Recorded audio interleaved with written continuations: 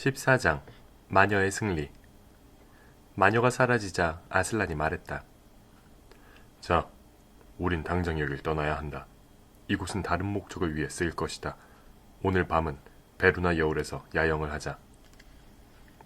모두 아슬란한테 협상 내용을 물어보고 싶어 죽을 지경이었다. 그러나 아슬란의 표정이 워낙 준엄한 데다 아직까지도 방금 전에 포효 소리가 귓가에 쟁쟁한 터라 아무도 감히 말을 꺼내지 못했다. 그들은 언덕 꼭대기로 올라가 식사를 마쳤다. 그러고 나서 한동안 천막을 걷고 짐을 꾸리느라 분주했다. 2시가 되기 전에 북동쪽으로 길을 떠났다. 그다지 먼 길이 아니라서 천천히 걸었다. 아슬란은 길을 떠난 지 얼마 안 되어 피터에게 자신의 전투 작전을 설명해 주었다. 마녀는 이 지역에서 볼일을 마치자마자 자기 무리를 이끌고 분명 제 집으로 돌아가 우리를 공격할 준비를 할 거다. 우리는 길목을 차단하여 마녀가 집으로 돌아가지 못하도록 막아야 한다. 물론 실패할 수도 있다. 아슬란은 계속해서 2가지 작전을 설명했다. 하나는 마녀의 무리와 숲에서 싸우는 것이고 다른 하나는 마녀의 성을 공격하는 것이다. 아슬란은 설명하는 동안 줄곧 피터에게 켄타우로스를 이러이러한 위치에 두어야 한다. 거나 마녀가 이러이러한 행동을 하지 않나 보기 위해 정찰병을 배치해야 한다. 는 따위의 이야기를 하며 어떻게 작전을 지휘해야 할지 충고했다. 이야기를 가만히 듣고 있던 피터가 마침내 입을 열었다. 하지만 아슬란님도 그곳에 계실 거잖아요. 그건 약속할 수가 없구나. 아슬란은 이렇게 대답한 뒤 피터에게 계속해서 작전 지시를 내렸다. 수잔과 루시는 목적지가 가까워질 무렵부터 아슬란을 유심히 지켜보고 있었다. 아슬란은 별로 말이 없었으며 또 슬퍼 보였다. 강폭이 넓어지고 강물이 얕게 흐르는 지점에 다다랐을 때에도 여전히 오후였다. 그곳이 베루나 여울이었는데 아슬란은 강 이쪽 편에 멈춰서라고 명령했다. 그러나 피터는 다른 의견을 냈다. 더 멀리 가서 야영하는 게 낫지 않을까요? 마녀가 야간 공격을 할지도 모르니까요. 아슬란은 뭔가 다른 생각에 빠져 있는지 아름다운 갈기를 흔들며 정신을 가다듬고 물었다. 뭐라고 했느냐? 피터는 좀 전에 했던 말을 다시 한번 되풀이했다. 아슬란은 그런 건 전혀 문제되지 않는다는 듯 단조로운 목소리로 말했다. 아니다. 마녀는 오늘 밤 공격하지 않을 거다. 그러고는 깊은 한숨을 내쉬더니 이내 덧붙였다. 그렇지만 훌륭한 생각이다. 군인이라면 마땅히 그렇게 생각해야지. 하지만 실은 그게 문제가 아니다. 그래서 그들은 곧 야영 채비를 했다. 아슬란의 기분은 그날 밤 모두에게 영향을 미쳤다. 피터는 자기 책임 아래 전투를 치러야 한다고 생각하니 마음이 편안하지 않았다. 전쟁터에 없을지도 모른다는 아슬란의 말이 커다란 충격으로 다가왔던 것이다. 그날 저녁은 다들 아주 조용하게 식사를 했다. 누구든 전날 밤이나 그날 아침과는 판이하게 달라진 분위기를 느낄 수 있었다. 마치 즐거운 시간이 시작되자마자 벌써 끝나가는 듯한 기분이었다. 수잔도 그 분위기에 휩쓸려 잠자리에 든 뒤에도 도무지 잠을 이루지 못했다. 그래도 잠을 청하려고 누워서 하나둘 숫자를 세며 뒤척거리는데 루시가 한숨을 푹 쉬고는 어둠 속에서 수잔을 향해 돌아눕는 소리가 들렸다. 수잔이 물었다. 너도 잠이 안 오니? 난 언니가 잠든 줄 알았어, 언니. 왜? 너무 무서워. 꼭 뭔가가 우리를 뒤덮고 있는 것 같아. 너도 그러니? 사실은 나도 마찬가지야. 아슬란님과 관련된 일인 것 같아. 그분한테 끔찍한 일이 일어나거나 아니면 그분이 직접 그런 일을 하시려는 것 같아. 오후 내내 아슬란님한테 뭔가 나쁜 일이 생긴 듯해, 루시. 전쟁 때 그분이 계시지 않을지도 모른다는 말씀이 무슨 뜻일까? 설마 오늘 밤에 우리 곁을 몰래 떠나시려는 건 아니겠지?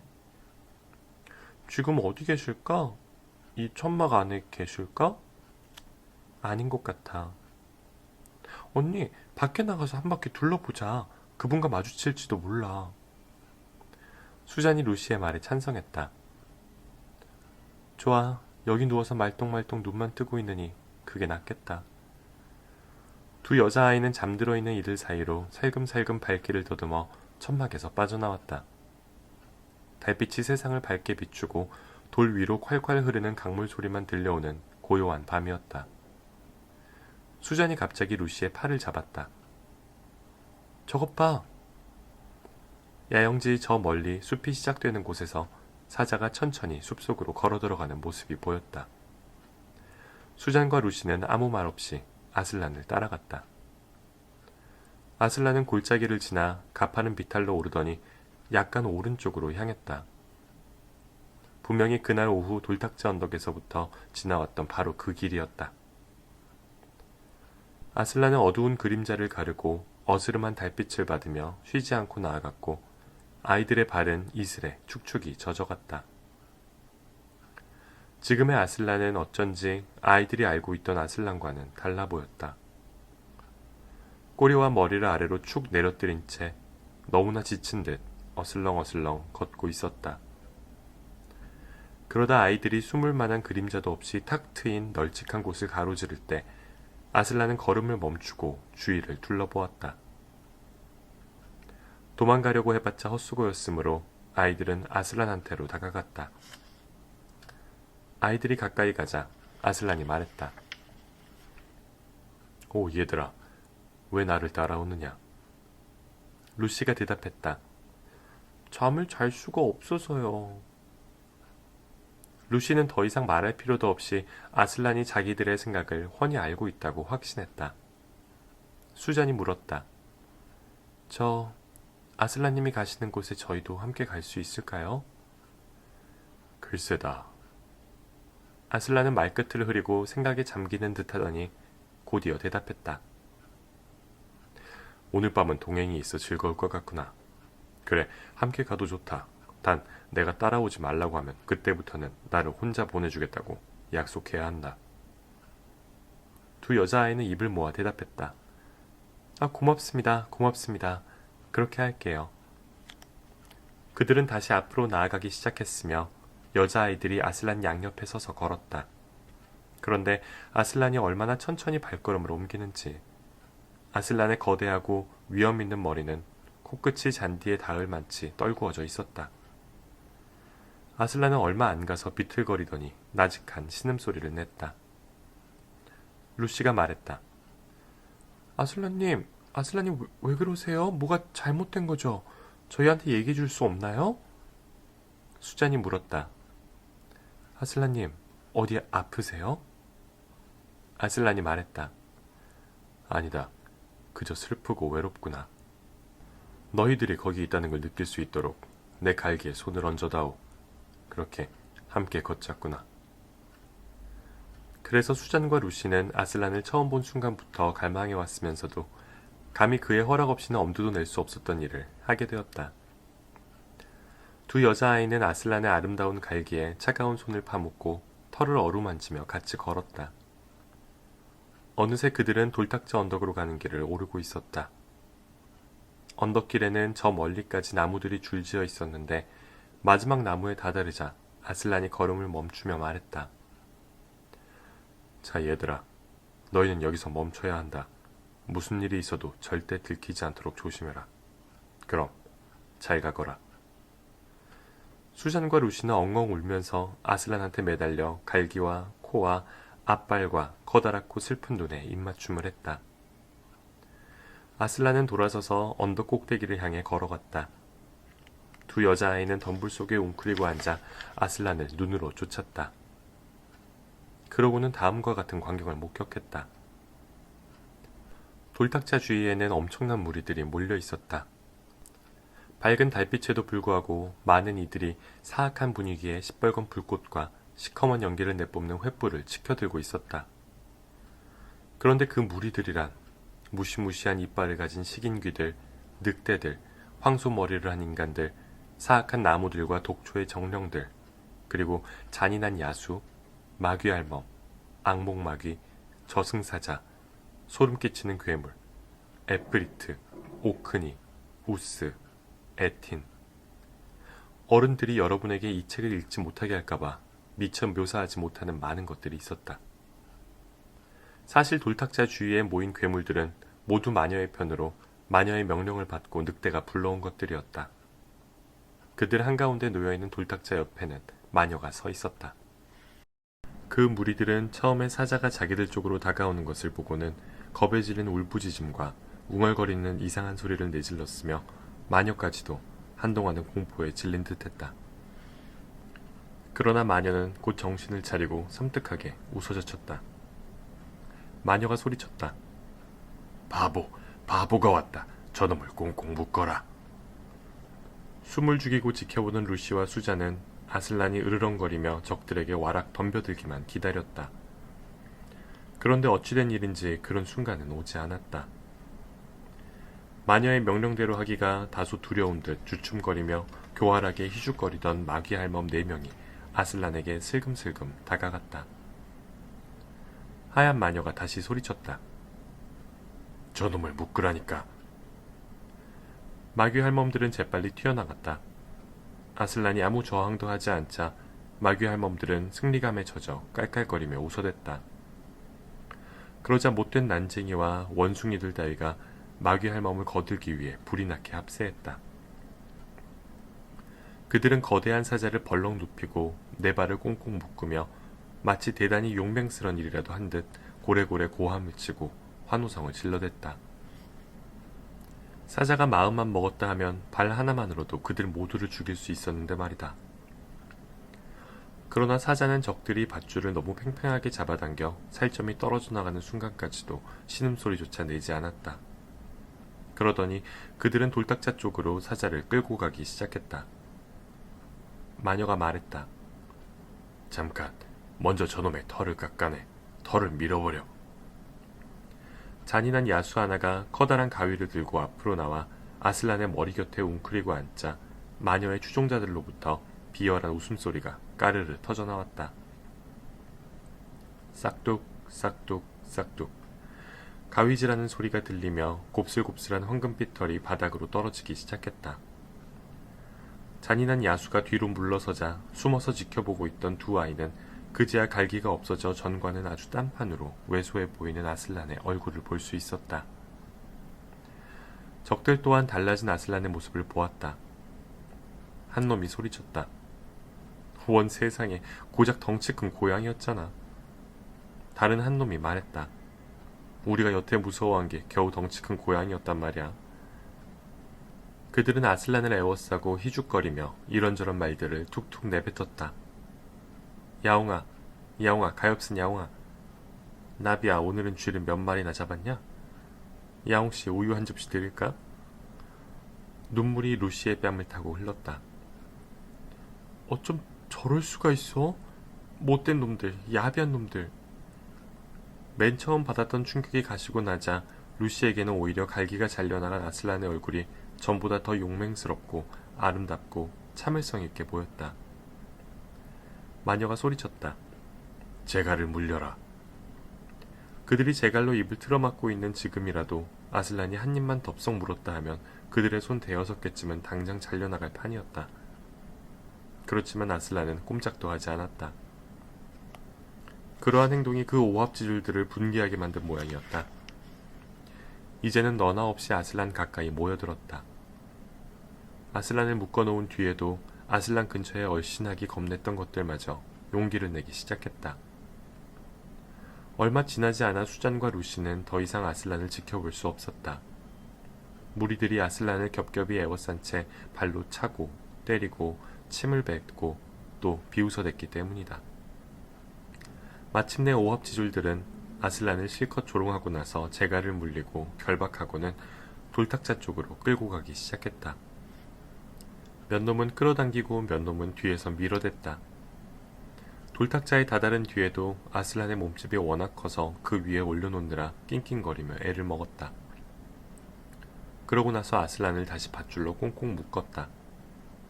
수자는 흐느끼며 말했다. 겁쟁이들, 저렇게 해놓고도 그분이 두려운 걸까 아직도? 아슬란이 판판한 돌 위에서 다시 꽁꽁 묶이자 그 무리는 침묵에 휩싸였다. 마귀 할멈 4명이 횃불을 들고 돌탁자의 내 귀퉁이에 섰다. 마녀는 전날 밤 에드먼드 앞에서 그랬던 것처럼 아슬란 앞에 맨팔을 드러내더니 칼을 갈기 시작했다. 아이들에게는 번뜩이는 횃불빛이 꼭 칼을 비추고 있는 것처럼 보였다. 칼은 마치 강철이 아닌 돌로 만들어진 것 같았으며 괴이하고도 악마 같은 모습이었다. 드디어 마녀가 아슬란의 머리 옆으로 다가가 섰다. 마녀의 얼굴은 엄청난 흥분으로 경련을 일으키고 있었지만 아슬란은 분노나 두려움 따위는 전혀 없이 약간 슬픈 표정으로 평온하게 하늘을 우러러볼 뿐이었다. 마녀는 칼을 내리치기 직전에 허리를 굽히고 떨리는 목소리로 말했다. 자, 누가 이겼지? 얼간이 같은 놈. 네가 이런다고 그 배신자 놈을 구할 수 있을 성 싶으냐? 이제 나는 계약대로 그놈 대신 널 죽이고 그리하여 심오한 마법은 그대로 지켜질 것이다. 하지만 네가 죽으면 내가 그놈을 죽이지 못할 것 같으냐? 그 다음에는 누가 내 소나기에서 그놈을 구해내겠느냐? 넌 내게 나니아를 영원히 넘겼다는 사실을 알아야 돼. 너는 네 목숨은 물론 그놈의 목숨도 구하지 못하게 된 게야. 그런 줄이나 알고 절망하면서 죽어라. 아이들은 최후의 순간을 보지 못했다. 차마 볼 수 없어서 눈을 가리고 말았던 것이다. 15장 태초 이전에 더욱 심오한 마법. 두 여자아이가 계속 덤불 속에 웅크린 채 두 손으로 얼굴을 가리고 있을 때 마녀가 외치는 소리가 들렸다. 자, 다들 나를 따르라. 이 전쟁을 끝내러 가자. 저 위대한 멍청이, 저 위대한 고양이가 죽어 자빠졌으니 인간 쓰레기들과 반역자들을 해치우는 데는 얼마 안 걸릴 것이다. 그로부터 몇 초 동안은 아이들에게 위험천만한 순간이었다. 저 악독한 오합지졸들이 거친 함성을 내지르며 재질 듯이 백파이프를 불고 뿔나팔을 귀가 따갑게 불어대며 언덕 꼭대기를 휩쓸고 비탈길로 물밀듯이 내려와 아이들이 숨어있는 곳 바로 옆을 지나갔다. 요괴들이 찬바람처럼 스쳐 지나가고 미노타우루스들이 옆으로 뛰어가자 땅이 뒤집히는 것 같았다. 머리 위로는 독수리와 거대한 박쥐들이 사악한 날개를 퍼덕이며 질풍처럼 지나갔다. 다른 때 같았으면 두 아이는 겁에 질려 덜덜 떨고 있었을 것이다. 그러나 지금은 아슬란의 죽음 때문에 마음속이 온통 슬픔과 치욕과 공포로 가득 차 있어서 그런 생각은 아예 떠오르지 않았다. 숲이 다시 잠잠해지자 수잔과 루시는 탁 트인 언덕 꼭대기로 기어 올라갔다. 달은 더 낮아지고 옅은 구름에 가려 있었으나 결박당한 채 쓰러져 있는 사자의 모습은 또렷이 보였다. 두 아이는 축축한 풀밭에 무릎을 꿇고 아슬란의 차가운 얼굴에 입을 맞추었다. 얼마 남아있지도 않은 아슬란의 아름다운 털을 쓰다듬으며 눈물이 마르도록 펑펑 울었다. 그런 뒤에도 아이들은 걷잡을 수 없이 마음이 쓸쓸해져 서로의 손을 잡고 마주 보았다. 그러다 또다시 울음을 터뜨렸다. 주위는 다시 잠잠해졌다. 마침내 루시가 말했다. 저 무시무시한 재갈은 차마 못 보겠어. 우리가 빼내면 어떨까? 그리하여 둘은 재갈을 빼내기 시작했다. 그러나 무척이나 오랜 시간이 걸려서야 간신히 빼냈다. 아이들은 재갈이 없어진 아슬란의 얼굴을 보고는 다시 울음을 터뜨리며 입을 맞추고 쓰다듬고 정성을 다해 거품과 피를 닦아주었다. 그건 말로 표현할 수 없을 만큼 고독하고 절망스럽고 또 무서운 일이었다. 수잔이 뒤이어 말했다. 결박도 풀 수 있을까? 그러나 적개심에 휩싸인 적들이 밧줄을 어찌나 꽉 묶었는지 두 아이는 매듭에 손도 대지 못했다. 이 책을 읽는 여러분 가운데 어느 누구도 그날 밤 수잔과 루시가 느낀 만큼의 참담함을 맛본 적은 없었으리라. 만일 그런 심정으로 눈물이 바닥날 때까지 울며 밤을 꼬박 새워보았다면 마지막에는 잔잔하게 가라앉는 순간이 오리라는 것을 알 것이다. 또한 다시는 아무 일도 일어나지 않을 것처럼 평온한 기분에 젖는다는 것도. 어쨌든 지금 수잔과 루시의 기분이 그러했다. 그런 죽음 같은 고요 속에서 몇 시간이나 흐른 듯했다. 날이 점점 추워지고 있었지만 아이들은 느끼지 못하고 있었다. 그러다가 마침내 루시는 두 가지 변화를 깨달았다. 하나는 언덕 저편 동쪽 하늘이 1시간쯤 전보다 조금 옅어졌다는 것이고, 다른 하나는 발치에서 어떤 작은 움직임이 느껴진다는 것이었다. 처음에는 그 움직임에 전혀 관심도 기울이지 않았다. 그게 대체 무슨 상관이란 말인가? 이제 중요한 것은 아무것도 없는데. 그런데 루시는 무언가가 돌탁자 위로 똑바로 기어오르기 시작하는 것을 보았다. 이제는 그것들이 아슬란의 몸 위를 돌아다니고 있었다. 루시는 좀 더 가까이 다가가 뚫어지게 쳐다보았다. 그것들은 회색빛이 감도는 작은 짐승들이었다. 수잔이 돌탁자 맞은편에서 소리쳤다. 징그러. 저 징글맞은 생쥐들이 그분 몸 위를 기어다니고 있어. 저리가 쥐새끼들아. 수잔이 손을 들어 쥐들을 겁주어 쫓아냈다. 가만히 꼼꼼하게 들여다보고 있던 루시가 말했다. 잠깐, 언니 쥐들이 뭘 하는지 보라고. 수잔과 루시는 몸을 굽혀 자세히 그 모습을 관찰했다. 수잔이 말했다. 믿어지지 않아. 정말 신기한 일이야. 쥐들이 밧줄을 갉아 없애고 있어. 루시가 말했다. 그래, 착한 생쥐들 같아. 저 작고 불쌍한 짐승들은 그분이 죽었다는 걸 모르는 거야.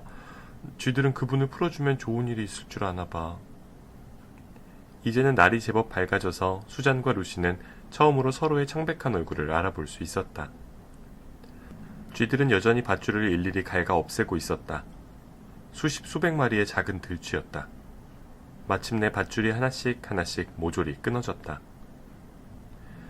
동쪽 하늘은 이제 희붐해졌고 별빛도 점점 희미해져 동쪽 수평선에 낮게 매달려 있는 아주 커다란 별 하나만 남아 반짝이고 있었다. 추위는 밤보다 더 심해졌다.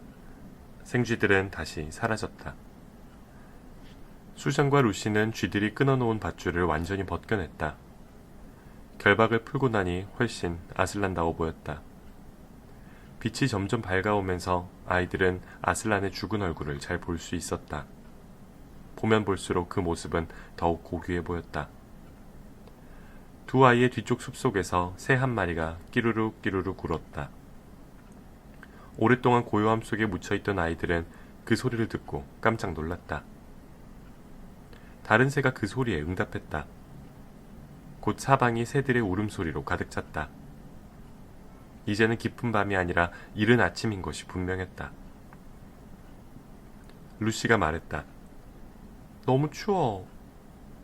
나도 그래. 좀 걷자. 둘은 언덕 동쪽 가장자리로 걸어가서 아래를 내려다보았다. 그 커다란 별이 거의 빛을 잃어가고 있었다. 온 나라가 짙은 잿빛에 휩싸여 있었지만 그 너머로 저 멀리 어슴푸레한 바다가 눈에 들어왔다. 하늘은 붉게 물들어가기 시작했다. 아이들은 차갑게 얼어붙은 몸을 녹이려고 죽은 아슬란과 동쪽 끄트머리 사이를 수도 없이 왔다 갔다 했다. 그랬더니 다리가 얼마나 아프고 피곤했는지. 마침내 아이들은 잠시 서서 바다와 케어 페러벨 성 쪽을 바라보았다. 하늘과 바다가 만나는 곳에서 붉은 기운이 황금빛으로 변하더니 해가 아주 조금씩 얼굴을 내밀고 올라왔다. 그 순간 아이들의 등 뒤에서 커다란 소리가 들려왔다. 마치 거인이 거대한 자기 접시를 깨뜨릴 때 나는 소리처럼 귀가 먹먹해질 정도로 요란한 소리였다. 루시가 수잔의 팔을 와락 잡으며 말했다. 뭐지? 수잔이 말했다. 무서워서 못 돌아보겠어. 무시무시한 일일 거야. 저들이 그분한테 몹쓸 짓을 하고 있는 거야. 가보자. 루시가 수잔을 잡아당기며 몸을 돌렸다. 막 떠오르는 해 때문에 주위가 영 딴판으로 보였다. 세상의 모든 색깔과 그림자가 달라져서 아이들은 그 순간 중요한 것을 미처 보지 못했다가 잠시 후에야 깨달았다. 돌탁자가 쩍 갈라져 두 동강이 나 있었던 것이다. 게다가 아슬란까지 그곳에 없었다. 두 여자아이는 돌탁자로 뛰어가면서 울부짖었다. 오, 루시가 흐느끼며 말했다. 너무해. 혹시 몸은 두고 갔을지도 몰라. 수잔이 소리를 질렀다. 누가 이랬지? 어떻게 된 거야? 마법이라도 부린 거야? 그때 등 뒤에서 커다란 목소리가 들렸다. 그렇다. 더 큰 마법이란다. 아이들은 동시에 뒤를 돌아보았다. 거기에는 아침 노을 속에서 전보다 더 거대한 모습으로 갈기를 흔들고 있는 아슬란이 서 있었다. 아이들은 둘 다 기쁨과 놀라움을 감추지 못한 채 아슬란을 뚫어지게 바라보면서 소리쳤다. 어머, 아슬란님! 루시가 말했다. 아슬란님, 그때 돌아가신 게 아니었나요? 아슬란이 말했다. 지금은 아니다. 수잔이 떨리는 목소리로 물었다. 그럼 혹시... 수잔은 유령이라는 말을 차마 입 밖에 낼 수가 없었다. 아슬란은 황금빛 머리를 숙여 수잔의 이마를 핥아주었다. 아슬란의 따뜻한 숨결과 털 주위에 밴 듯한 강한 채취가 수잔에게 확 끼쳐왔다. 아슬란이 말했다. 그렇게 보이느냐? 루시가 소리쳤다. 어머, 진짜군요. 진짜예요. 아슬란님. 두 아이는 아슬란에게 매달려 마구 키스를 퍼부었다. 수잔은 마음이 좀 가라앉자 다시 물었다. 그런데 이게 다 어떻게 된 거예요? 아슬란이 말했다. 마녀는 심오한 마법을 알긴 하지만 그보다 더 심오한 마법이 있다는 것은 모르고 있지. 마녀는 태초 이후에 대해서만 알고 있을 뿐이다. 하지만 마녀가 태초 이전의 고요와 어둠이 존재하던 때를 조금이라도 더 내다볼 수 있었다면 다른 마법이 있다는 것도 알았을 게다. 결백한 자가 반역자의 죄를 대신하여 스스로 목숨을 바치면 돌탁자는 깨지고 죽음 그 자체가 다시 원상태로 돌아간다는 것이지. 이제 루시가 펄쩍 뛰어오르면서 손뼉을 쳤다. 어머, 그랬군요. 그럼 이젠... 사자가 말했다. 얘들아, 내 힘이 다시 돌아오는 게 느껴지는구나. 나를 한번 잡아보거라. 아슬란은 순식간에 눈을 밝게 빛내며 사지를 부르르 떨면서 꼬리로 자기 몸을 쳐댔다. 그러더니 아이들 머리 위로 높이 뛰어올라 돌탁자 맞은편에 내려섰다. 루시는 깔깔거리면서 자기도 모르게 아슬란에게 다가가려고 돌탁자 위를 기어올랐다. 아슬란은 다시 펄쩍 뛰었다. 그리하여 아주 신나는 술래잡기가 시작되었다. 아슬란은 아이들 손이 닿지 않을 정도로 언덕 꼭대기를 빙빙 돌기도 하고 잘하면 꼬리를 잡을 수 있을 만큼 아이들 사이로 가깝게 뛰어들기도 했다. 그런가 하면 놀랄 만큼 부드럽고 거대한 앞발로 아이들을 공중 높이 던져 올렸다가 다시 받아 안기도 했다. 그러다가 갑자기 동작을 멈췄다.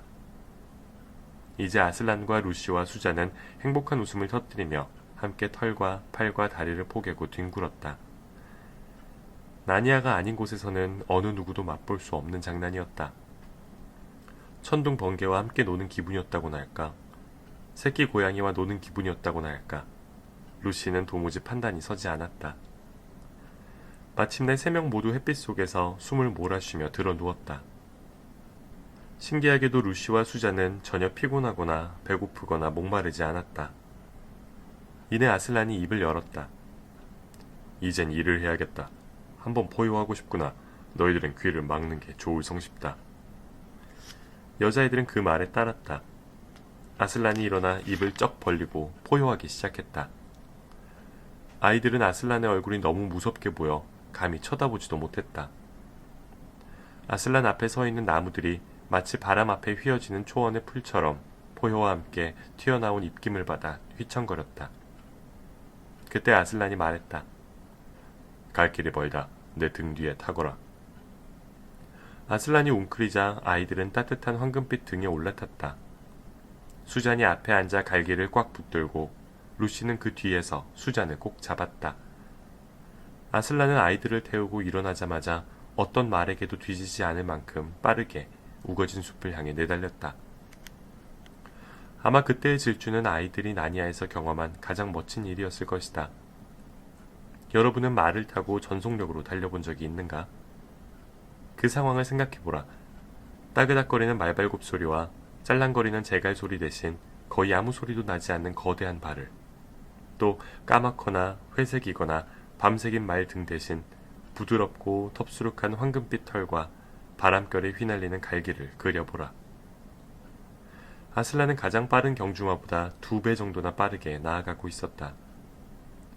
게다가 방향을 가르쳐줄 필요도 없었고 아무리 달려도 전혀 지치지 않았다. 아슬란은 발을 헛디디는 일 없이 머뭇거리는 법 없이 완벽한 기술로 나무줄기 사이를 뚫고 지나가 덤불과 들장미와 작은 시내는 훌쩍 뛰어넘고 좀 더 넓은 시내는 첨벙첨벙 걸어서 건너며 가장 큰 시내는 헤엄쳐 나아갔다. 이렇게 계속 쉬지 않고 돌진했다. 여러분은 지금 그들과 함께 도로나 공원이나 언덕이 아닌 바로 나니아를 가로지르는 중이다. 그것도 봄날에 너도 밤나무가 늘어선 고요한 가로수길을 따라 내려가 햇살이 눈부신 참나무 사이의 오솔길을 지나고 눈처럼 하얀 야생 벚나무 과수원을 지나고 또 요란스레 떨어지는 폭포와 이끼 낀 바위와 메아리가 울리는 동굴을 지나고 가시금 작화가 무성한 바람 부는 비탈을 내려가 히스로 뒤덮인 산중턱을 가로질러 눈이 어찔어찔한 산등성이를 따라 아래로 아래로 아래로 인적 없는 골짜기를 향해 내려가서 파란 꽃이 만발한 드넓은 곳으로 나아가고 있는 것이다. 정오쯤 그들은 성이 있는 가파른 언덕기슭을 내려다보고 있었다. 아이들이 서 있는 곳에서는 성이 마치 조그만 장난감처럼 보였고 첨탑이 잔뜩 늘어서 있는 정도로밖에 보이지 않았다. 사자는 엄청난 속력으로 달렸다. 그 성은 시시각각으로 커지면서 대체 어떤 성인지 궁금해할 겨를도 없이 벌써 눈앞에 다가와 있었다. 이제 그 성은 더 이상 장난감 성이 아니라 그들 앞에 위압적으로 우뚝 솟아 있었다. 총안이 있는 흉벽에서 밖을 내다보고 있는 얼굴은 없었으며 성문 또한 굳게 닫혀 있었다. 아슬란은 속력을 늦추지 않고 총알처럼 성문을 향해 똑바로 달려들었다. 아슬란이 외쳤다. 마녀의 집이다. 자, 얘들아, 꽉 잡아라. 다음 순간 아이들은 온 세상이 다 뒤집히고 혼이 빠져나가는 것만 같았다. 사자가 온 힘을 다하여 그 어느 때보다 더욱 높이 뛰어올라 마치 하늘을 가로질러 날아오르는 것처럼 성벽을 넘었다. 수잔과 루시는 사자의 등에서 석상이 가득한 넓은 안들 한가운데로 굴러 떨어졌다. 숨조차 제대로 쉴 수 없었지만 다친 데라곤 하나도 없었다. 16장 석상들에게 벌어진 일. 루시가 소리쳤다. 진짜 희한한 곳이네. 온통 돌로 된 동물들이야. 사람도 있어. 꼭 박물관 같아. 그러자 수잔이 주의를 주었다. 쉬, 아슬란님께서 뭔가를 하고 계셔.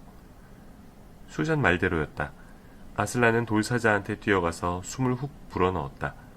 그러고는 곧장 제 꼬리를 잡으려고 맴도는 고양이처럼 날쌔게 돌아 돌사자를 뒤로 하고 서너 발자국쯤 떨어져 있는 돌 난쟁이한테 또 숨을 훅 불어넣었다.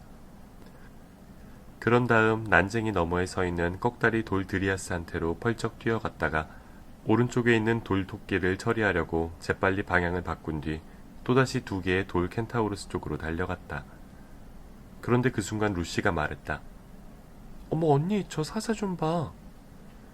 짐작컨대 여러분은 누군가가 벽난로에 불을 붙이려고 쇠창살 안에 둔 신문지 조각에다 성냥불 대는 것을 본 적이 있을 것이다.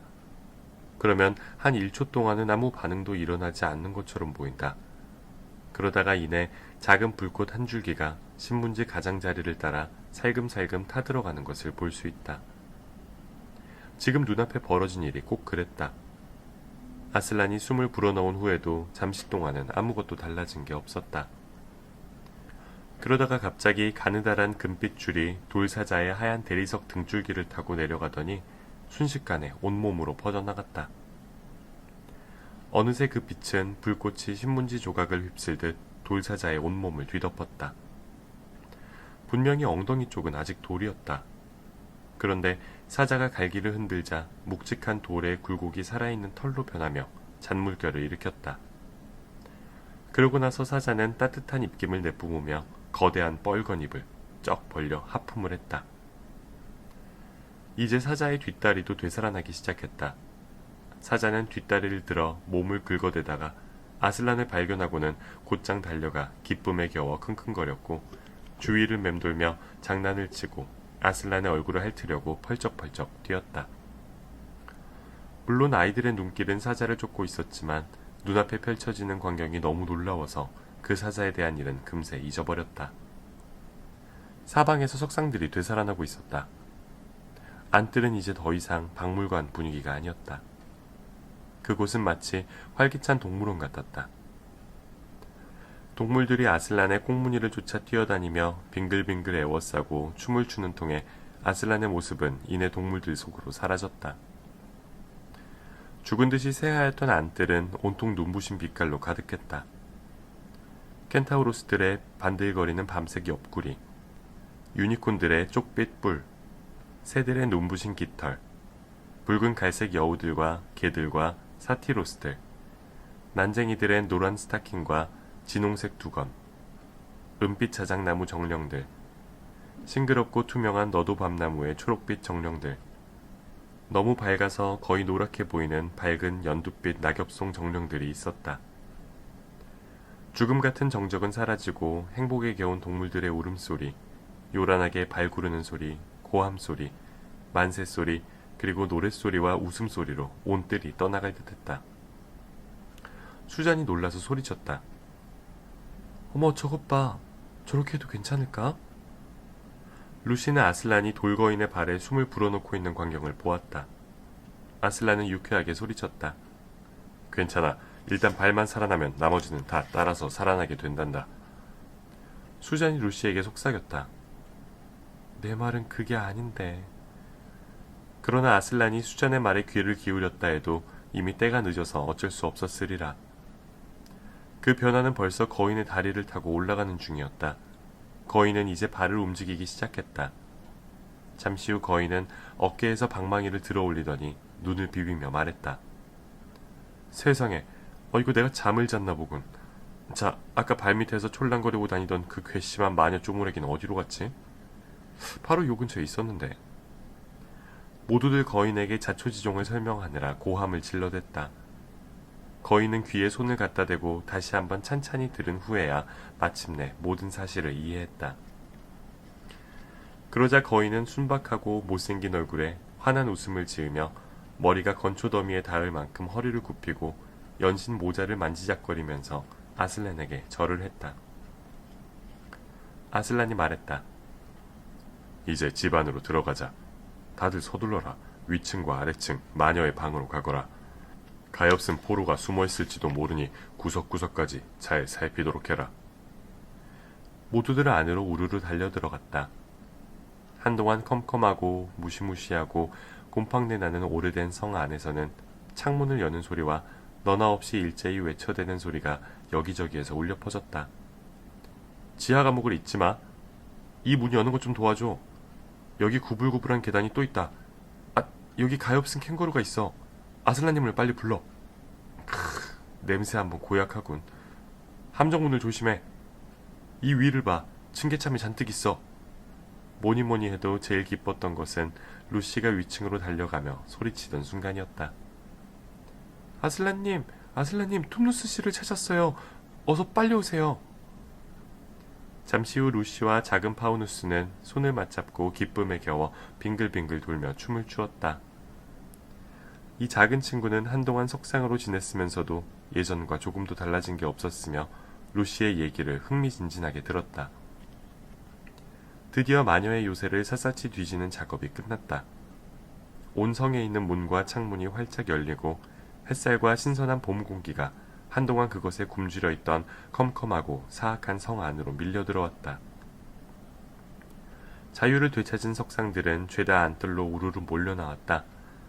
누군가 처음으로 말을 꺼냈다. 이제 밖으로 나가려면 어떻게 해야 하죠? 아까 아슬란은 성벽을 뛰어넘어 들어왔기 때문에 성문은 그때까지도 잠겨 있었던 것이다. 아슬란이 말했다. 다 잘 될 거다. 그러고는 뒷발로 서서 거인을 향해 큰 소리로 외쳤다. 여보게, 거기 기다릴 친구, 이름이 뭔가? 거인은 다시금 모자를 만지작거리며 대답했다. 네, 거인 럼블퍼핀입니다. 자, 그럼 거인 럼블퍼핀, 우리를 여기서 나갈 수 있게 해주겠나? 아이고, 그럼요. 기꺼이 하겠습니다. 꼬마들아, 문에서 떨어져 있거라. 거인은 성큼성큼 성문 쪽으로 걸어가 커다란 방망이로 쾅, 쾅, 쾅 내리쳤다. 맨 처음 쳤을 때에는 삐걱거리기만 하더니 두 번째 쳤을 때에는 금이 가고 세 번째에는 마침내 문이 부서졌다. 이어서 거인은 성문 양쪽에 솟아있는 탑을 붙잡았다. 잠시 후 와르르 쿵 하고 무너지는 소리가 나더니 탑뿐만 아니라 성벽의 상당 부분까지 돌조각이 되어 무너져 내렸다. 이윽고 먼지가 다 가라앉았다. 메마르고 황량하고 돌투성이가 된 안뜰에 서서 허물어져 생긴 구멍으로 풀밭과 바람결에 흔들리는 나무와 숲에서 반짝이며 흐르는 시냇물과 그 너머에 있는 푸른 언덕과 언덕 너머의 하늘을 내다보는 것은 어쩐지 묘했다. 거인은 커다란 기관차처럼 숨을 푹푹 내쉬며 말했다. 에잇, 이놈의 땀만 아니면 단숨에 날려버렸을 텐데 이거 몸 상태가 말이 아니군. 어이 꼬마 아가씨들, 혹시 손수건 같은 거 있는 사람 없소? 네, 제가 갖고 있어요. 루시가 발꿈치를 들고 힘껏 팔을 뻗어 손수건을 내밀었다. 거인 럼블버피는 허리를 구부리며 말했다. 고마워요, 아가씨. 그 순간 거인은 루시를 엄지와 검지 사이에 끼워 허공으로 들어 올렸다. 루시는 겁에 질려 어쩔 줄 몰라 하고 있는데 루시를 얼굴 가까이 가져가던 거인은 벼랑간 움찔하더니 루시를 다시 땅 위에 살며시 내려놓으며 중얼거렸다. 아이쿠, 내가 실수로 꼬마 아가씨를 집어들었네. 아이고 미안해요, 아가씨. 난 손수건인 줄 알고 그만. 루시는 깔깔대고 웃으며 말했다. 아니요. 자, 여기 손수건요. 거인은 이번에야말로 제대로 손수건을 집었지만 그 크기란 것이 고작해야 우리가 초콜릿 한 조각을 들고 있는 정도에 지나지 않았다. 거인이 손수건을 받아 커다랗게 불그스레한 얼굴을 진지하게 닦고 있는 모습을 보고는 루시가 말했다. 럼블버핀 씨, 그 손수건은 별로 도움이 안 되는 것 같아요. 그러자 거인은 공손하게 말했다. 처반에요, 뭔 별소리를. 이렇게 좋은 손수건은 처음 보았어요. 얼마나 좋고 얼마나 편리한지, 얼마나 또 뭐라고 해야 될지 모르겠네. 루시는 툼누스 씨에게 말했다. 정말 착한 거인이네요. 그러자 툼누스 씨가 맞장구를 쳤다. 그럼요. 버핀 집안의 거인들은 다들 착해요. 나니아의 거인 집안 가운데에서 가장 존경받는 집안이죠. 뭐 별로 똑똑하진 않아도 뼈대 있는 집안이죠. 유서 깊은 가문이라는 소리입니다. 만일 저 친구가 다른 집안 출신이었으면 마녀가 그렇게 돌로 만들었을 리 없죠. 그때 아슬란이 다들 조용히 하라는 뜻으로 앞발을 툭툭 쳤다. 오늘 할 일이 아직 끝나지 않았다. 잠들기 전에 마녀를 완전히 쳐부수려면 당장 찾아내서 싸워야 한다. 가장 큰 켄타우로스가 덧붙였다. 저도 가고 싶어요. 그러자 아슬란이 말했다. 물론이다. 자, 출발이다. 걸음이 느린 아이들과 난쟁이들과 작은 동물들은 발빠른 사자나 켄타우로스, 유니콘, 말, 거인, 독수리들 등에 타거라. 냄새를 잘 맡는 친구들은 우리 사자들과 함께 앞장서서 나가면서 싸울 곳을 찾아야 한다. 눈 똑바로 뜨고 제 할 일을 다 하거라. 모두들 법석을 떨며 아슬란이 시키는 대로 했다. 그 중에서 가장 들뜬 것은 또 한 마리의 사자였다. 그 사자는 몹시 분주한 척 사방을 뛰어다녔는데 사실은 만나는 친구들한테마다 이런 말을 하고 싶어서였다. 그분 말씀 들었지? 우리 사자들이라고 했어. 그건 나와 그분을 뜻하는 거야. 우리 사자들이라. 아슬란님의 좋은 점이 바로 그거라고. 오만하지도 않고 냉정하지도 않지. 우리 사자들이라. 그건 나와 그분을 뜻하는 거란 말이야. 그 사자는 계속 그렇게 떠들고 다니다가 아슬란이 자기 등에 난쟁이 셋, 드리아스 하나, 토끼 2마리, 고슴도치 1마리를 태울 때에야 비로소 흥분이 약간 가라앉았다. 모든 준비가 끝나자 모두들 무너진 성벽의 구멍을 통과하기 시작했다. 처음에는 사자와 개들이 사방을 킁킁거리면서 냄새를 맡으며 앞으로 나아갔다. 그러던 어느 순간 거대한 사냥개 1마리가 냄새를 찾아내고는 컹컹 지저댔다. 그 다음부터는 우물쭈물할 시간이 없었다. 곧 개와 사자와 늑대와 다른 사냥 짐승들은 일제히 코를 땅에 대고 전속력으로 달려나갔다. 그 뒤로 거의 1km에 이르는 대열을 이루며 다른 동물들도 힘껏 뒤쫓아갔다. 그들의 소리는 마치 영국에서 벌어지는 여우 사냥 파티를 연상케 했는데 이따금 사냥개들이 지저대는 소리와 함께 으르렁거리는 사자 소리, 또 가끔씩 한층 우렁차게 들리는 아슬란의 포효가 뒤섞여 여우 사냥 파티보다 훨씬 멋진 소리를 만들어냈다. 그들은 냄새를 쫓기가 점점 쉬워지자 더 빨리 달려갔다. 좁고 구불구불한 골짜기의 마지막 모퉁이에 다다랐을 때 루시는 그 모든 소리를 뚫고 들려오는 어떤 이상한 느낌의 소리를 들었다. 그것은 함성소리, 비명소리, 그리고 금속과 금속이 맞부딪히는 소리였다. 이윽고 좁은 골짜기를 벗어나자 루시는 그 소리의 정체를 알 수 있었다. 피터와 에드먼드가 아슬란의 남은 병사들과 함께 루시가 전날 밤 보았던 무시무시한 괴물들과 필사적으로 싸우고 있었던 것이다. 훤한 대낮에 보니 적들은 더욱 괴상망측하고 사악하고 또 흉측해 보였다. 또한 수효도 그쪽이 훨씬 많은 것 같았다. 루시 쪽을 등지고 있는 피터의 군대는 그야말로 보잘것없는 무리에 불과했다. 또 싸움터 곳곳에 석상들이 널려 있는 것을 보면 마녀가 마법의 지팡이를 사용한 것이 틀림없었다. 그러나 지금은 그 지팡이를 사용하고 있지 않는 것 같았다. 마녀는 돌칼을 휘두르며 싸우고 있었다. 마녀와 맞서 싸우고 있는 상대는 피터였는데 둘이 너무 치열하게 싸우고 있어서 루시는 사태가 어떻게 돌아가는지 종잡을 수가 없었다. 마녀의 돌칼과 피터의 검이 어찌나 빠르게 움직이는지 루시의 눈에는 마치 세 자루의 칼과 세 자루의 검이 맞부딪히고 있는 것처럼 보였다. 그 둘을 한가운데 두고 나머지 병사들이 옆으로 늘어서서 접전을 벌이고 있었다. 어디를 둘러봐도 소름 끼치는 전투 광경뿐이었다. 아슬란이 큰 소리로 말했다. 얘들아, 등에서 내리거라. 아이들은 이내 등에서 폴짝 뛰어내렸다. 그러자 그 위대한 동물은 서쪽 가로등에서 동쪽 해안에 이르기까지 온 나니아 땅이 울리도록 포효하며 하얀 마녀에게 달려들었다. 루시는 아슬란을 발견한 마녀의 얼굴에 한순간 공포와 놀라움이 스쳐 지나가는 것을 보았다. 사자와 마녀는 한 덩어리가 되어 뒹굴었으나 마침내 마녀가 아래에 깔렸다.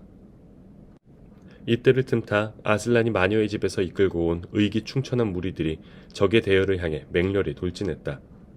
난쟁이는 손도끼로, 개들은 이빨로, 거인은 방망이로, 유니콘은 뿔로, 켄타우로스는 검과 발굽으로 싸웠다.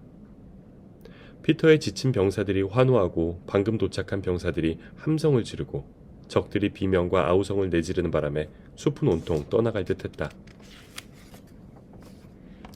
17장 하얀 수사슴 사냥. 전투는 그들이 도착한 지 몇 분 만에 끝났다. 적들은 대부분 아슬란과 그 동료들의 처음 공격에 쓰러졌으며 그때까지 살아있던 자들은 마녀가 죽은 것을 보고 재빨리 도망치거나 항복했다. 다음 순간 루시는 피터와 아슬란이 악수를 나누는 것을 보았다. 지금 피터의 모습이 루시에게는 무척 낯설게 느껴졌다. 피터의 얼굴은 몹시 창백하고 결연했으며 전보다 훨씬 나이 들어 보였다. 피터가 말문을 열었다. 아슬란님, 이 모두가 에드먼드의 공입니다. 에드먼드가 아니었으면 우린 지고 말았을 겁니다. 마녀가 우리 병사들을 닥치는 대로 돌로 만들었습니다. 그런데도 에드먼드는 굴하지 않고 새 식인귀 사이를 뚫고 표범 하나를 막 돌로 만들려던 마녀에게 다가가 검으로 마법의 지팡이를 내리쳤습니다.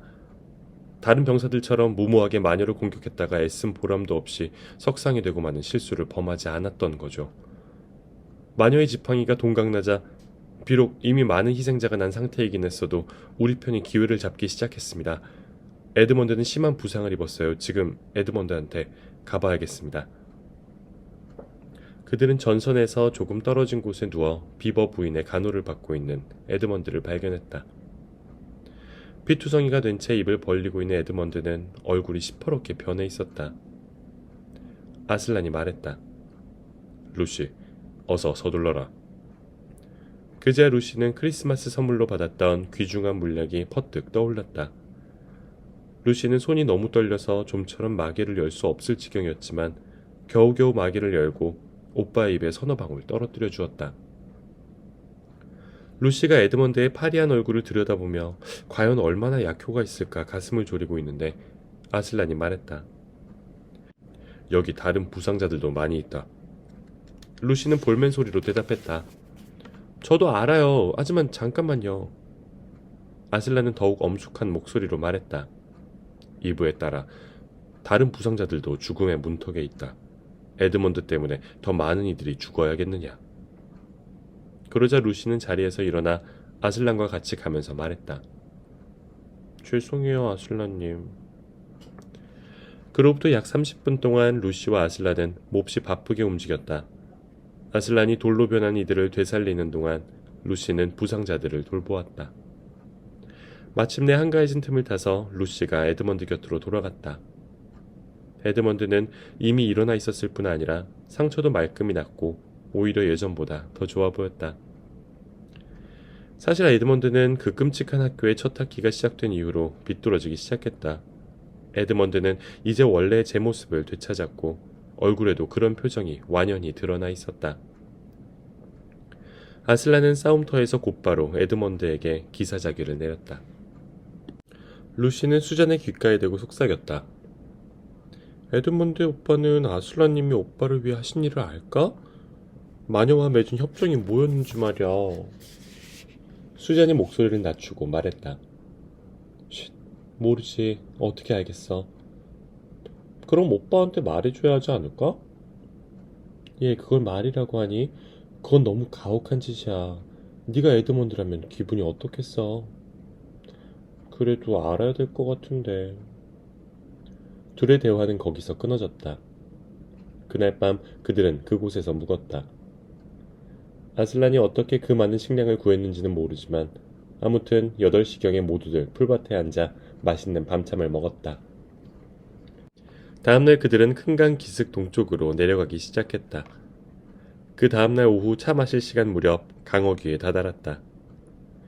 케어 페르벨 성은 작은 언덕 위에 우뚝 솟아 있었고 그들 앞에 펼쳐진 모래사장에는 바위를 비롯해 짭짤한 바닷물 웅덩이와 해초들이 널려 있었다. 바다 냄새가 물씬 풍기고 해변에는 짙푸른 파도가 끝없이 밀려와 부서지고 있었다. 그리고 갈매기 울음소리까지도. 여러분도 그 소리를 들어본 적 있지요? 기억이 나나요? 차를 마시고 나서 내 아이는 해변으로 다시 내려가 신발과 긴 양말을 벗고 발가락 사이로 모래의 감촉을 느껴보았다. 그러나 그 다음 날은 훨씬 엄숙한 날이었다. 케어 페르벨 성의 대연회장에서 중대한 행사가 있었기 때문이다. 그날 상하지붕의 공작새 깃털로 장식된 서쪽 벽과 바다가 내려다 보이는 동쪽 문이 있는 멋진 연회장에서 아슬란은 모든 친구들이 참석한 가운데 트럼펫 소리에 맞춰 아이들에게 왕관을 씌워준 뒤 내 왕자로 이끌었다. 모두들 귀가 먹먹하도록 외쳐댔다.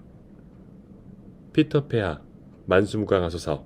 수잔 여왕 전하, 만수무강하소서. 에드먼드 전하, 만수무강하소서. 루시 여왕 전하, 만수무강하소서. 곧이어 아슬란이 말했다. 한번 나니아의 왕과 여왕은 영원한 나니아의 왕과 여왕이다. 아담의 아들들아, 이 점을 명심하거라.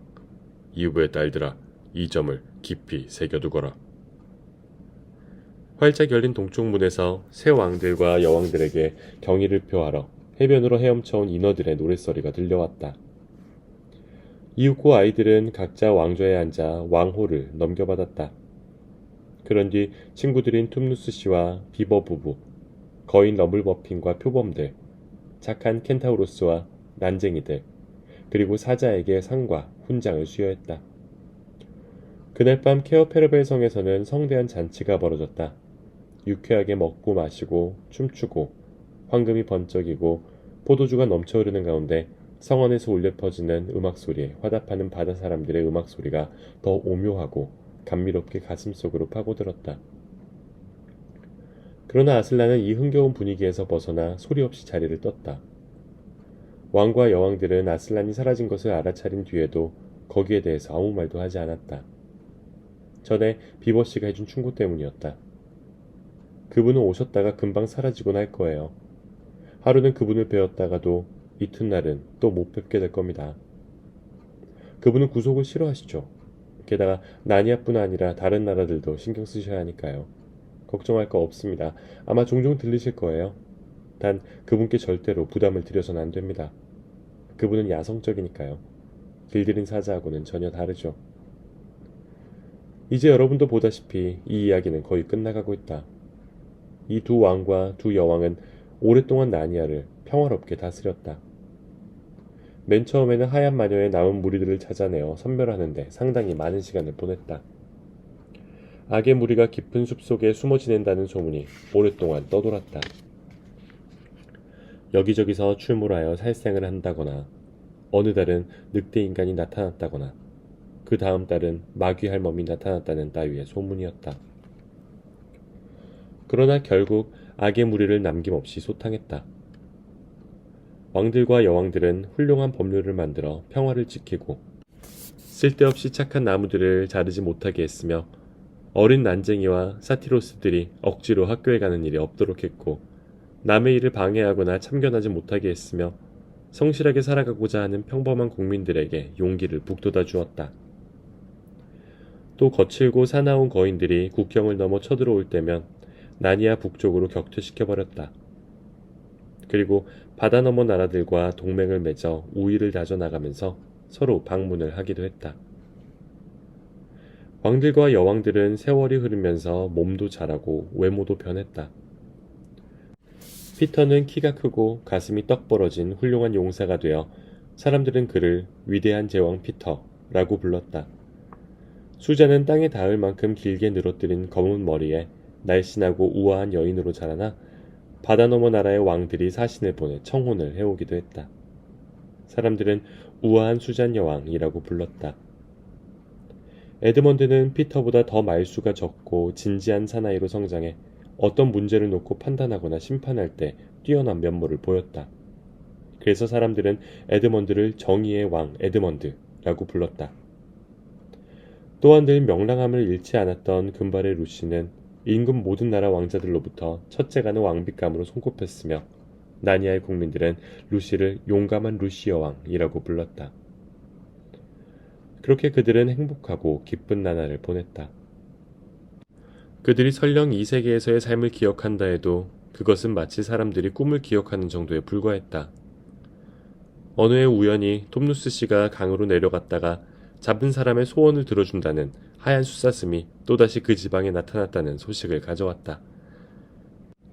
그래서 두 왕과 두 여왕은 궁정의 대신들과 함께 뿔나파를 불며 사냥개를 앞세워 하얀 숫사슴을 잡으러 서쪽 숲으로 갔다. 왕들 일행은 사냥을 시작한 지 얼마 되지 않아 하얀 숫사슴을 발견했다. 숫사슴은 가파른 곳과 평탄한 곳, 나무가 울창한 곳과 드문드문 자란 곳을 가리지 않고 무서운 속도로 내달렸다. 마침내 숫사슴의 뒤를 쫓던 대신들의 말은 모조리 지쳐서 도중에 포기하고 이들 네 남매만이 계속 뒤쫓고 있을 때였다. 그들은 더 이상 말이 따라갈 수 없는 덤불숲 속으로 숫사슴이 들어가는 것을 보았다. 그러자 피터 제왕이 말했다. 정의로운 형제들이여, 모두 말에서 내려 저 짐승을 따라 덤불숲으로 들어갑시다. 내 생에 이토록 고귀한 사냥감은 처음이오. 나머지 세 사람도 맞장구를 쳤다. 폐하, 우리들도 따라가겠습니다. 그래서 모두들 내려와 말들을 나무에 묶고 빽빽이 우거진 숲속으로 걸어 들어갔다. 숲속에 들어서자마자 수잔 여왕이 말했다. 정의로운 형제들이여, 여기 참으로 놀라운 일이 있어. 꼭 쇠로 된 나무 같아 보입니다. 에드먼드 왕이 말했다. 수잔 여왕님, 자세히 보십시오. 이건 끝에 등이 달린 쇠기둥입니다. 피터 제왕이 말했다. 사자의 갈기에 맹세코, 참으로 괴이한 일이로다. 이런 곳에 등이 세워져 있다니, 이곳은 울창한 나무들이 등보다 훨씬 높이 자라 있어서 등불을 밝힌다 한들 아무 소용이 없을 텐데 말이지. 루시오 왕이 말했다. 폐하, 여기에 이 등을 세울 당시에는 나무들이 하나도 없었거나 있었다고 해도 키가 훨씬 작았을 겁니다. 여긴 그리 오래된 숲이 아닌데 쇠기둥은 나이가 있으니까요. 네 사람은 물끄러미 쇠기둥을 바라보고 서 있었다. 곧 에드먼드 왕이 말문을 열었다. 어찌된 사연인지는 모르겠으나 이 기둥에 달려있는 등을 보니 어쩐지 야릇한 기분이 듭니다. 전에 이와 비슷한 것을 본 것도 같소. 꿈속에서 혹은 꿈속의 꿈속에서 말입니다. 다들 에드먼드와 같은 생각이었다. 우리도 그런 느낌이 드오. 이어 루시 여왕이 말했다. 게다가 이 등을 지나가면 신기한 모험을 한다든지 어떤 커다란 운명의 변화가 일어날 것 같은 예감이 마음속에서 떠나질 않습니다. 에드먼드 왕도 덧붙였다. 루시오 왕, 나도 그 비슷한 예감이 드오. 피터 제왕이 말했다. 나도 그렇소. 마지막으로 수잔 여왕도 한마디 했다. 나도 같은 생각입니다. 그러니까 이제 하얀 수사슴은 그만 쫓고 어서 말이 있는 곳으로 돌아갑시다. 그러자 피터 제왕이 말했다. 수잔 여왕, 그 점은 양해를 구했으면 하오. 우리 네 사람은 나니아의 왕과 여왕이 된 뒤로 전쟁이나 탐험, 무공을 세우거나 정의를 실현할 때 한 번도 도중 하차한 적이 없었소. 우리는 시도하는 일마다 뜻을 이루어 왔소. 루시오 왕이 말했다. 수잔 여왕님, 폐하의 말씀이 맞습니다. 두려움이나 불길한 예감 때문에 지금 저 고귀한 짐승을 쫓다가 그만두고 돌아간다면 수치스러운 일이 될 겁니다. 에드먼드 왕이 말했다. 나도 그렇게 생각하오. 저 짐승에 얽힌 사연을 알고 싶은 마음이 간절하여 온 나니아와 온 섬들의 가장 귀중한 보물을 준다 해도 돌아가고 싶지 않습니다. 수잔 여왕이 말했다. 아슬란님의 이름을 걸고 그대들의 생각이 전 그러하다면 가서 우리에게 닥쳐올 모험을 해봅시다. 그렇게 해서 두 왕과 두 여왕은 덤불숲으로 들어갔다. 네 사람은 몇 발자국도 안 가서 자신들이 조금 전에 본 것이 가로등이라는 사실을 기억해냈고 이어서 20발자국쯤 갔을 때에는 자신들이 나뭇가지가 아닌 코트 사이로 지나가고 있는 걸 깨달았다. 다음 순간 그들은 일제히 옷장 문에서 빈 방으로 털썩 떨어졌다. 이제는 사냥 옷을 입은 왕과 여왕이 아니라 예전에 입었던 옷을 걸친 피터, 수잔, 에드먼드 그리고 루시였다. 그리고 아이들이 돌아온 때는 다들 옷장으로 들어가 숨었던 바로 그날 그 시각이었다. 맥크리디 부인과 방문객들은 아직도 복도에서 얘기를 나누고 있었다. 다행히 빈 방으로는 들어오지 않아서 아이들은 들키지 않았다. 만약 아이들이 옷장의 코트 네벌이 왜 없어졌는지 교수에게 사실대로 해명해야 한다고 느끼지 않았다면 이 이야기는 여기서 끝났을 것이다. 교수는 아주 특이한 분이라서 아이들더러 바보같이 굴지 말라거나 거짓말하지 말라는 꾸지람 대신 아이들의 얘기를 모조리 믿어주면서 이렇게 덧붙였다. 아니다. 코트를 가지러 옷장 문으로 다시 들어가는 건 소용없을 것 같구나. 그 길로는 다시 나니아에 못 들어갈 거야. 설령 들어간다고 해도 이제 그 코트 같은 건 아무 쓸모도 없을 거고. 응?